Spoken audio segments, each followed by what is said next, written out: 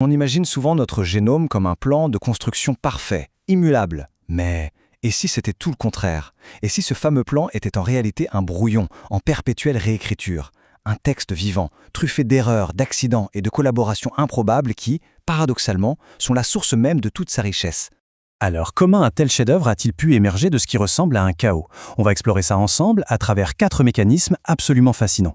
Le grand brassage génétique, les coquilles qui se transforment en innovation, les échanges de gènes entre espèces, et enfin les alliances cellulaires qui ont littéralement tout changé. Cette idée de perfection, est-ce vraiment ça, la clé du succès dans le vivant?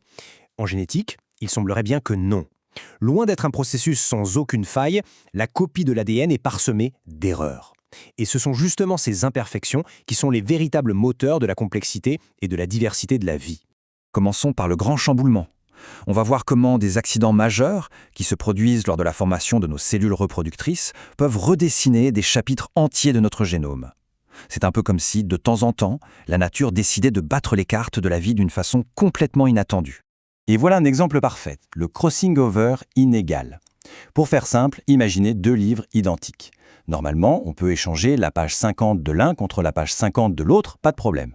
Mais si par erreur, l'alignement se fait mal et qu'on échange la page 50 contre la page 51, eh bien, un des livres aura une information en double et l'autre aura perdu un morceau. C'est exactement ce qui se passe ici avec nos chromosomes. Et la conséquence de ce petit décalage, elle est énorme. Un chromosome se retrouve avec un gène en double pendant que son jumeau en perd un. Cette duplication, qui à la base est une erreur, c'est en fait une matière première incroyable pour l'évolution. C'est comme une page blanche sur laquelle la nature peut commencer à écrire quelque chose de nouveau. Parfois, l'erreur est encore plus massive. Au moment de la séparation des chromosomes, au lieu que chaque nouvelle cellule reçoive le bon nombre, l'une en attrapant en trop et l'autre se retrouve avec un en moins. C'est ce qu'on appelle la non-disjonction, et c'est ce phénomène qui est à l'origine d'anomalies comme la trisomie. Et il y a un autre scénario possible. Des blocs entiers d'ADN peuvent être échangés entre des chromosomes qui à la base n'ont rien à voir. C'est une translocation. Par exemple, un bout du chromosome 21 peut se retrouver collé sur un autre chromosome, ce qui peut aussi au final donner une forme de trisomie 21. Bon, on a vu le grand bazar au niveau des chromosomes. Maintenant, on va zoomer. On va passer de la bibliothèque entière à la phrase et même jusqu'à la simple lettre. On va voir comment de minuscules coquilles dans le texte de l'ADN peuvent donner naissance à de véritables best-sellers de l'évolution. Il faut bien se rendre compte qu'à chaque fois qu'une cellule se divise, elle doit recopier l'intégralité de son ADN. C'est un travail titanesque. Et donc forcément, il y a des ratés. Une lettre peut être remplacée par une autre, une lettre peut être oubliée, ou au contraire, une lettre peut être ajoutée. Ce sont ces petites fautes de frappe qu'on appelle les mutations ponctuelles. Et l'impact de ces coquilles, eh bien, il est totalement imprévisible. Une mutation non-sens peut carrément stopper la fabrication d'une protéine, une fausse sens peut en changer un ingrédient, pour le meilleur ou pour le pire, et parfois la mutation est silencieuse, elle ne change rien du tout. C'est une véritable loterie moléculaire. Vous vous souvenez de notre histoire de gène en double? Eh bien, combinons cette idée avec ces petites mutations. Quand un gène est copié par accident, chaque copie devient indépendante. Chacune peut alors accumuler ses propres fautes de frappe au fil du temps. C'est comme ça que naissent les familles de gènes. Et l'exemple des globines, les protéines qui transportent l'oxygène dans le sang, est juste parfait pour ça. On en a plusieurs sortes, chacune spécialisée pour une étape de la vie. Et pourtant, toutes ces globines viennent d'un seul et unique gène ancestral. Un gène qui a été copié, recopié et modifié des dizaines de fois. Une véritable saga familiale écrite dans notre ADN.